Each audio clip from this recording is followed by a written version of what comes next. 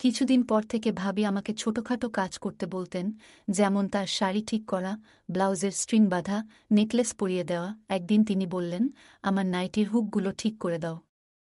আমি সাহায্য করতে গেলাম, কিন্তু লক্ষ্য করলাম তিনি আমার প্রতি অদ্ভুত দৃষ্টিতে তাকাচ্ছেন। এতে আমি অস্বস্তি বোধ করতে লাগলাম। আমার নাম তরুণ, বয়স ২-৫। আমার বড় ভাই ছিলেন বরাবরই রাগী, ছোটখাটো বিষয়েও তিনি রেগে যেতেন এবং বাবা মায়ের সম্মান করতেন না। ছোট থাকতেই আমি বুঝে গিয়েছিলাম কিভাবে বাবা মায়ের স্নেহ ও ভালোবাসা পেতে হয়। আমি ভাইয়ের মতো ছিলাম না, আমার আচরণ ছিল শান্ত ও নম্র। আমি সবার সাথে কথা বলতাম, যেখানে আমার ভাইয়ের আচরণ ছিল বিরক্তিকর। একদিন সে নিজের বিয়ের জন্য বাড়িতে হট্টগোল শুরু করে। বাবা মা তার বিয়েতে রাজি ছিলেন না, কারণ তিনি তাদের সম্মান করতেন না। মা ভয় পেয়েছিলেন যে ভাই হয়তো তার স্ত্রীকেও সম্মান করবে না, কিন্তু ভাইও মেয়েটিকে ভালোবাসতেন। সেই মেয়ে তার অফিসে কাজ করত। অবশেষে তারা বিয়ে করলেন এবং ভাই তার নতুন স্ত্রীকে নিয়ে আমাদের বাড়িতে আসেন। ধীরে ধীরে ভাইয়ের আচরণে পরিবর্তন আসতে শুরু করল। তিনি সবার সাথে ভালো থাকতে শুরু করেন। আমার স্কুলের পড়াশোনা প্রায় শেষের পথে। বড় ভাই চলে যাওয়ার প্রস্তুতি নিলেন এবং মা বাবা আমাদের মধ্যে কেউই তাকে বাধা দিল না। আমরা চেষ্টা করেছিলাম বোঝাতে, কিন্তু তারা কেউই ঝগড়ার আসল কারণ বুঝতে রাজি ছিল না। আমার বোনকে সেই দিন বাড়ি ছাড়তে হয়েছিল। মা আমাকে কিছু জানায়নি। ভাই আর বোন নিজেদের পছন্দে বিয়ে করেছিল। তারা প্রথমে সুখে ছিল, কিন্তু ১ বছরের মধ্যেই তাদের মধ্যে ঝগড়া শুরু হয়। নিজেদের পছন্দে বিয়ে করেও তারা একে অপরকে ছেড়ে যেতে রাজি ছিল। ভাইয়ের বিরুদ্ধে নানা অভিযোগ ছিল, আর ছোটবেলা থেকেই আমি তার থেকে দূরে থাকতে চেয়েছিলাম। একদিন ভাই সিদ্ধান্ত নিয়ে অন্য শহরে চলে যাবে কাজ করতে। মা বাবা তাকে থামানোর চেষ্টা করেছিলেন, কিন্তু তিনি কারও কথা শোনেননি। ভাই তার জিনিসপত্র গুছিয়ে অন্য শহরে চলে যায়। মা বাবা তার জন্য চিন্তিত ছিলেন, কিন্তু ভাই ফোন করে জানায় যে তিনি সেখানে ভালো আছেন এবং বেতন থেকে কিছু পাঠাবেন। আমি তাদের বুঝিয়েছিলাম যে ভাই বোকা নন, তিনি বুদ্ধিমান এবং বিয়ের সিদ্ধান্ত তারই ছিল। মা বাবাকে আর চিন্তা করতে হয়নি। এভাবেই অনেক সময় চলে গেল।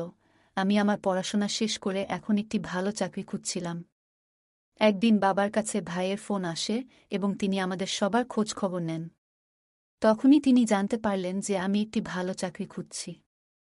শুনে আমরা সবাই অবাক হয়ে গেলাম। আমি একজন ব্যবসায়ী এবং ভালো অভিজ্ঞতা পেতে একটি ভালো কোম্পানিতে কাজ করতে চাই। একদিন বাবা অনুরোধ করলেন, ভাই আমাকে তার জায়গায় কাজ করতে পাঠানোর কথা বললেন, কারণ তিনি কিছুদিনের জন্য দূরে থাকবেন এবং তার কোম্পানি ব্যবসার কাজে কানাডায় যাবে। ভাই জানালেন, তিনি বিয়ে করেছেন এবং তার স্ত্রীকে শহরে একা রেখে যেতে পারবেন না। তিনি বললেন, দুঃখিত, আমি তোমাকে জানাইনি। কিন্তু আমার বিয়ে হয়েছে মাত্র ১ মাস। তার স্ত্রী খুবই সংস্কৃতিমনা ও সুন্দর। তারা দুজনেই এই শহরের বাসিন্দা এবং খুব খুশিতে একসাথে আছেন। আমার গল্পগুলো তোমরা শুনো, কিন্তু সাবস্ক্রাইব করো না। দয়া করে গল্পগুলো ভালো লাগলে চ্যানেলটি সাবস্ক্রাইব করো। ভাই তার প্রথম স্ত্রীকে ডিভোর্স দিয়ে নতুন মেয়েকে বিয়ে করেছেন। বাবা অনুরোধ করায় ভাই আমাকে তার সাথে পরিচয় করিয়ে দিতে রাজি হলেন। তিনি বললেন, তরুণকে আমার জায়গায় পাঠাতে হবে, এতে সে কাজের অভিজ্ঞতা পাবে এবং আমার স্ত্রীও বাড়িতে একা থাকবে না। আমি এবং তরুণ রেখে কানাডা থেকে ফিরে আসতে পারব। বাবার মেজাজ একটু খারাপ হতে পারে ভাইয়ের বিয়ের কারণে। তবে এবারও তিনি রাজি হলেন এবং ঠিক করলেন আমি ভাইয়ের জায়গায় কাজ করব এবং তার বাড়িতে থাকব। আমি সেখানে গিয়ে দেখলাম ভাই খুব খুশি। আমাকে দেখে তিনি বললেন, এখন তোমার আগমন নিয়ে আর চিন্তা করতে হবে না, চল যাই। আমার ভাইয়ের আচরণ এখন অনেকটাই নরম হয়েছে, তবে তিনি সবসময় বাবা মার সাথে কড়া ছিলেন। একদিন তিনি বললেন, তোমার ভাবির সাথে পরিচয় করিয়ে দিই। তাকে তোমার কথা বলার পর থেকেই সে তোমার জন্য অধীর আগ্রহে অপেক্ষা করছে। প্রথমে সে চিন্তিত ছিল, একা এখানে কিভাবে থাকবে। তবে আমি বলার পর যে তুমি তার যত্ন নেবে, সে খুব খুশি হয়েছে। আমি যখন ভাইয়ের বাসায় পৌঁছালাম, তখন ভাবি দরজা খুললেন। তার বয়স ছিল কম, প্রায় ২-১ বছর, এবং তিনি খুবই সুন্দরী। তার চেহারার উজ্জ্বলতা দেখে আমি মুগ্ধ হয়ে গেলাম। এর আগে কোনো মেয়ের প্রেমে পড়িনি, কিন্তু ভাবি কালো, লম্বা চুল আর সৌন্দর্যে পাগল হয়ে গেলাম। ভাইকে দেখে বুঝতে পারছিলাম না কিভাবে এমন একজন সাধারণ চেহারার মানুষের সাথে ভাবি বিয়ে করেছেন। ভাই আমাকে স্বপ্ন থেকে জাগিয়ে বললেন, তরুণ, এটা তোমার ভাবি, তুমি তার সাথে দেখা করবে না? আমি দ্রুত সালাম দিয়ে ঘরের ভিতরে চলে এলাম। ভাবি চা তৈরি করছিলেন, আর আমি বারবার তার দিকে তাকাচ্ছিলাম। ভাইয়ের বয়স ছিল ৩-২ আর ভাবি ২-৩। ভাবছিলাম এমন সুন্দর একজন মেয়ে কিভাবে এত বড় বয়সের মানুষের সাথে বিয়ে করলেন। তার নাম ছিল কাজল। তিনি জানালেন তিনি আগামীকাল কানাডা চলে যাচ্ছেন। এরপর আমাকে একটি ফাইল দিয়ে বললেন, তোমাকে আমার কাজগুলো করতে হবে। কোনো সমস্যা হলে ফোনে জানিও, আমি কোম্পানির ঠিকানা পাঠিয়েছি। সেখানে গিয়ে সব তথ্য পাবে।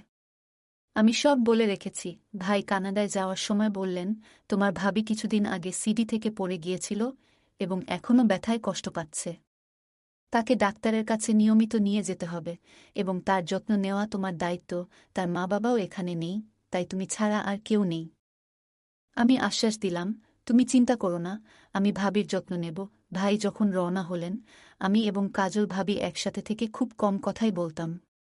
আমি ঠিকানা নিয়ে ভাইয়ের অফিসে গেলাম এবং তার পরিবর্তে কাজে যোগ দিলাম।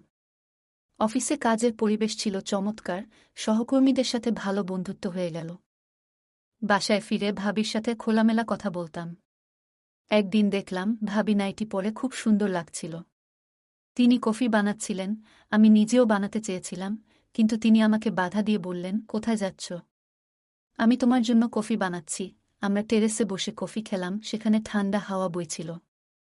আমি হঠাৎ অস্বস্তি বোধ করছিলাম, তাই তাকে বললাম, তুমি বারান্দায় একটু একা থাকো, আমি জরুরি কাজে ব্যস্ত। কিছুক্ষণ পর ভাবি কফি নিয়ে আমার রুমে এলেন। কফি দিতে গিয়ে কিছু কফি আমার জামায় পড়ে গেল। তিনি ভয় পেয়ে আমার জামা পরিষ্কার করতে লাগলেন, তখন আমি একটু অস্বস্তি বোধ করলাম। আমি সরে এসে বললাম, আপনি ঘরে যান, আমি ঠিক আছি। বাথরুমে গিয়ে নিজেকে বুঝালাম যে তিনি আমার ভাবি এবং তার সম্পর্কে ভুল ভাবা ঠিক হবে না। অফিসের ছুটির দিনে আমরা শপিং করতে গেলাম এবং কিছু জামাকাপড় কিনলাম। সেদিন জানলাম ভাবির বয়স ২১ বছর। তিনি বললেন, তোমার ভাই আমার জীবন বাঁচিয়েছিলেন। তখন থেকেই আমাদের সম্পর্ক তৈরি হয়েছিল। আমি বড় হতে থাকলাম। যদিও আমি একজন এতিম মেয়ে, ছোটবেলা থেকেই চাচা খালার বাড়িতে থেকেছি, কিন্তু তারা আমাকে খুব খারাপ ব্যবহার করত। একসময় তোমার ভাইয়ের সাথে পরিচয় হলো। তার সমর্থন পেয়ে আমরা বিয়ে করার সিদ্ধান্ত নিলাম। আমি জানতাম তার একবার ডিভোর্স হয়েছে, কিন্তু তবুও আমি তাকে পছন্দ করতাম এবং সে আমাকে। তাই বিয়ে করে আমরা সুখী জীবন শুরু করি। আমাদের বিয়ের কথা তোমাদের পরিবারকে জানানো হয়নি, কারণ তারা হয়তো ভাববে তাদের ছেলে একজন এতিম মেয়েকে বিয়ে করে বাড়িতে এনেছে, তাও যৌতুক ছাড়াই। আমি বললাম, আমার মা বাবা ভালো মানুষ, কিন্তু ভাই বিয়ের পর অনেক বদলে গেছে। সে এখন আগের চেয়ে অনেক নরম স্বভাবের। কাজল ভাবি সব ছেড়ে আমাকে যত্ন নেওয়ার দায়িত্ব নিয়েছিল। কিন্তু ভাই কানাডায় যাওয়ার পর থেকে আমি লক্ষ্য করলাম ভাবি নতুন জামাকাপড় পরছে, যা দেখে আমি অবাক হলাম। কেননা তার পুরানো পোশাকের সাথে এই পরিবর্তনটা বেশ চোখে পড়ল। আমি ভাবলাম হয়তো তিনি এসব বিষয়ে খুব একটা পাত্তা দেন না। তার চোখে আমি ছোট ভাইয়ের মতো, তাই সে আমার সামনে আরামে এমন জামাকাপড় পরছে। আমি অফিসের কাজে ব্যস্ত হয়ে পড়লাম। বস আমার কাজ দেখে খুব ইমপ্রেসড হলেন এবং আমাদের একটি প্রজেক্টে কাজ করার জন্য আমন্ত্রণ জানালেন। আমি বাড়িতে রাতের খাবারের জন্য তাকে আমন্ত্রণ জানালাম। আমার বন্ধু শান্তকেও আমন্ত্রণ জানালাম, কারণ সে আমাকে অনেকবার হোটেলে পার্টি দিয়েছে। শ্বশুরও খুব ভালো রান্না করতেন। শান্ত এসে ধীরে ধীরে আমাদের বাড়িতে আসা শুরু করল এবং ভাবির আচরণে মুগ্ধ হলেন। ভাবি মাঝে মাঝে আমাদের জন্য চা ও নাস্তা নিয়ে আসতেন এবং আমাদের সাথে সময় কাটাতেন। শান্ত বলতো, ভাবির আচার ব্যবহার অনেক ভালো। তোমার ভাবিকে দেখে মনে হচ্ছে তিনি আমাদের ভালো বন্ধু। একদিন শান্ত জিজ্ঞাসা করলেন, আপনি কতদূর পড়াশোনা করেছেন? এতে ভাবির মুখ ম্লান হয়ে গেল। তিনি বললেন, আমার চাচা খালা আমাকে শুধু উচ্চ বিদ্যালয় পর্যন্ত পড়িয়েছেন। এরপর তারা আর পড়াশোনার জন্য টাকা খরচ করতে চায়নি, তাই আমি পড়াশোনা ছেড়ে দিয়েছিলাম। আমি বললাম, এখন তুমি পড়াশোনা করতে পারো। আমার ভাই তোমাকে এই বিষয়ে সমর্থন করবে। আমাদের শহরে খুব ভালো স্কুল আছে। চাইলে তুমি বাড়িতে প্রাইভেট পড়তেও পারো। ভাবি বললেন, আমি কয়েকদিন আগে আহত হয়েছিলাম, যার কারণে শরীরে ব্যথা হয়। আমি এখন পড়াশোনা করতে পারি না, কারণ আমি বিবাহিত এবং আমাকে পরিবারের যত্ন নিতে হয়। ভবিষ্যতে সন্তান হলে আমি পড়াশোনা চালিয়ে যাব। তার কথা শুনে আমি ও শান্ত ভাবিকে আরও উৎসাহিত করলাম। এভাবে আমাদের নতুন জীবনের শুরু হলো, যেখানে আমি ভাবিকে আরও ভালোভাবে চিনলাম এবং আমরা সবাই একসাথে সুখে থাকতে শিখলাম। আমি আমার ভাবিকে বললাম, তুমি খুব ভালো একটা বুদ্ধি দিয়েছ। আমরা সিদ্ধান্ত নিলাম যে তাকে ভর্তি করাবো, কিন্তু ভাবি বলল, এই সিদ্ধান্ত নেওয়ার আগে তোমার ভাইয়ের অনুমতি নিতে হবে। তার অনুমতি পাওয়ার পরেই ভাবি ভর্তি হতে রাজি হল। তিনি বললেন, পড়াশোনার আমার খুব শখ ছিল। আমি বললাম, সবকিছু আমি সামলে নেব, তোমার চিন্তা করার দরকার নেই। ভাবি চিন্তিত মুখে বললেন, কিন্তু আমি স্কুলে গেলে সবাই ঠাট্টা করবে।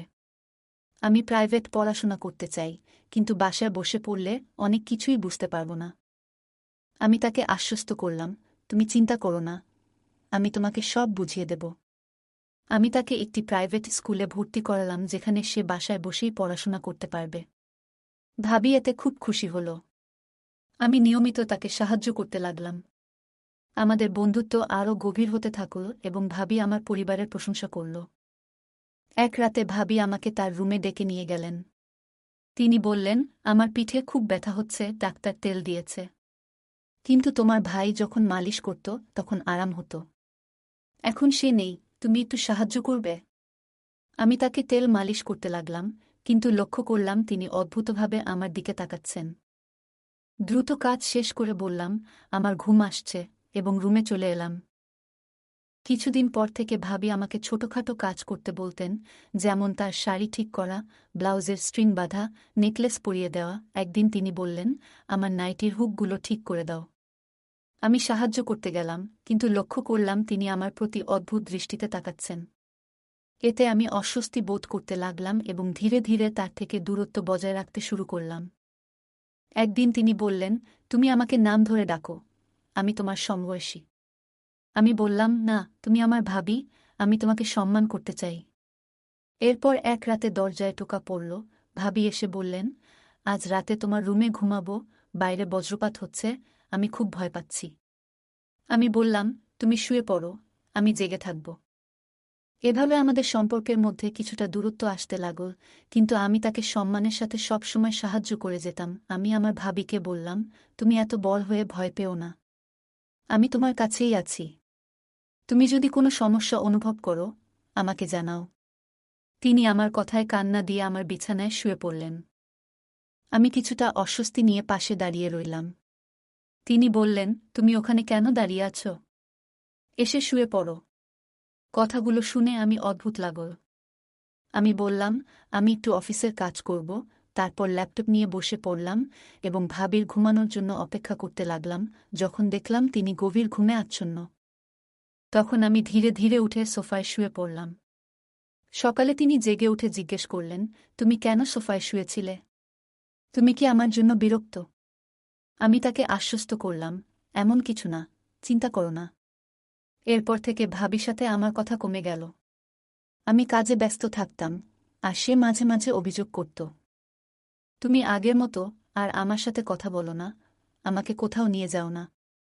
আমি বললাম, অফিসের কাজে অনেক চাপ, তাই তোমার জন্য সময় বের করতে পারছি না। বলে দুঃখ প্রকাশ করে নিজের রুমে চলে গেলাম এবং দরজা বন্ধ করলাম। কিন্তু সেই রাতেই তিনি আবার আমাকে ডেকে বললেন, আমার কোমরটা একটু মালিশ করে দাও। আমি মালিশ করতে লাগলাম।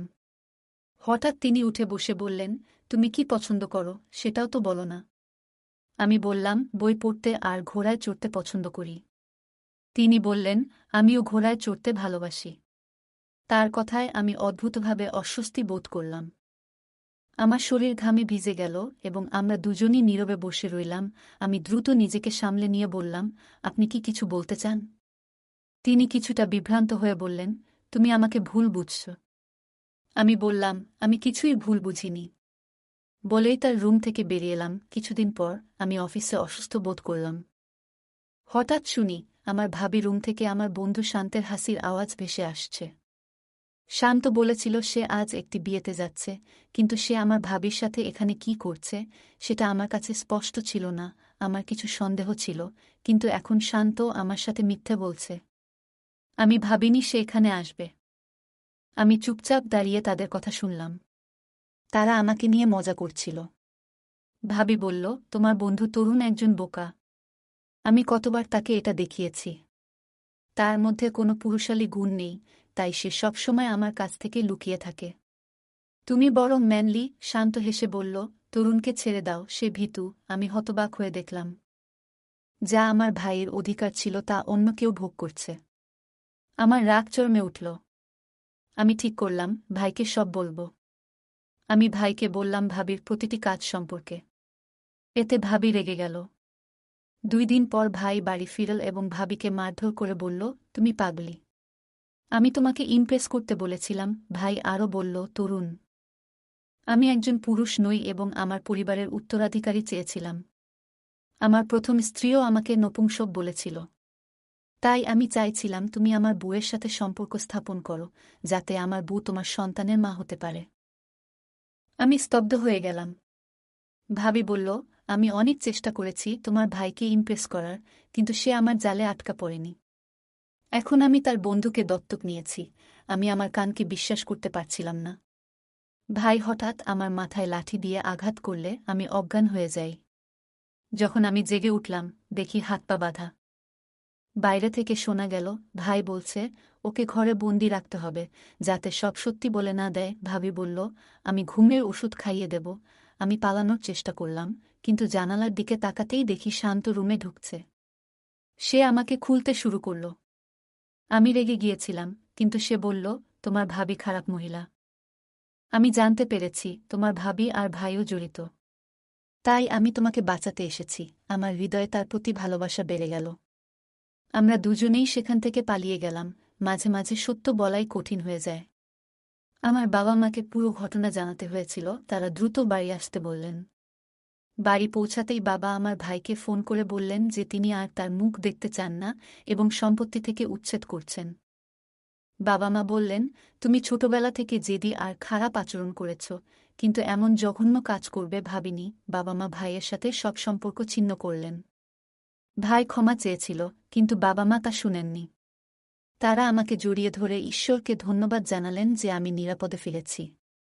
বললেন, তুমি এখন কোথাও যাবে না, এখানেই থাকবে আর কাজ করবে। আমি এখন আমার শহরে থাকি এবং কাজ করি। ভাইয়ের সাথে কোনো সম্পর্ক রাখিনি। সে আর আমাদের বাড়িতেও আসে না। তার খারাপ খ্যাতি মুছতে চেয়েছিল, কিন্তু সফল হয়নি। সে তার ছোট ভাইকে আড়ালে রাখার চেষ্টা করেছে, কিন্তু তার স্ত্রী এবং আমার সম্পর্কের কথা কখনো ভাবেনি। কিছু সম্পর্ক এমনই হয়। গল্পটা কেমন লাগলো জানাতে ভুলবে না। আরও মজার মজার রোমান্টিক গল্প শুনতে চাইলে ভিডিওটি লাইক, শেয়ার এবং চ্যানেলটি সাবস্ক্রাইব করতে ভুলবে না। ধন্যবাদ।